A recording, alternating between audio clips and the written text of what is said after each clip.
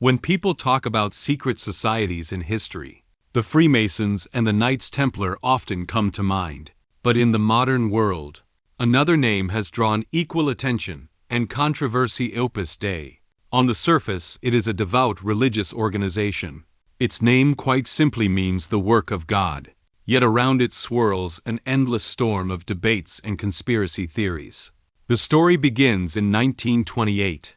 That year, 26-year-old Spanish priest J. Osamaria Escriva founded Opus Dei. He taught a radical idea: that ordinary work and daily life could themselves be paths to holiness. His charisma and unshakable faith drew followers in growing numbers.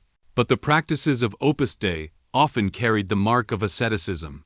Some members wore spiked cilices around their thighs, sharp points piercing the skin as a reminder of Christ's suffering. Others wound chains around their waists, embracing pain as a form of devotion. Beyond these physical mortifications, members committed to weekly spiritual talks, regular Mass, and strict discipline in both family and professional life. By the early 1980s, Opus Dei had grown to roughly 90,000 members worldwide, with more than 3,000 in the United States alone. In 1982, Pope John Paul II granted it a unique status: personal prelature, making it independent of local dioceses and directly accountable to the Vatican. Yet with this recognition came suspicion. Outsiders whispered about the secrecy of its inner workings, its coded hierarchy, its vows of obedience, its strict recruitment of the educated elite. Critics described it as an organization operating in the shadows of the Church, exercising quiet but formidable influence. In novels and films, Opus Dei was often cast as a puppet master behind the scenes, fueling its enigmatic reputation even further.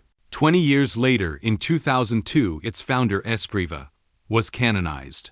On that day, some 350,000 people filled St. Peter's Square to witness the event. His best-known work, The Way, has sold more than 5 million copies, translated into 43 languages. By 2022, over 700,000 volumes of his collected writings had been sold. The reach of Opus Dei continues to grow, but with its rise has come suspicion. Critics accuse it of secrecy, harsh discipline, and undue influence. Others link it to political power and hidden agendas. Perhaps that is why Opus Dei is always seen through a veil, part reverence, part suspicion, and wholly enigmatic. Is it truly an extension of devotion, or a secret force in the shadows of the Church? That lingering question may be exactly why Opus Dei remains so captivating today.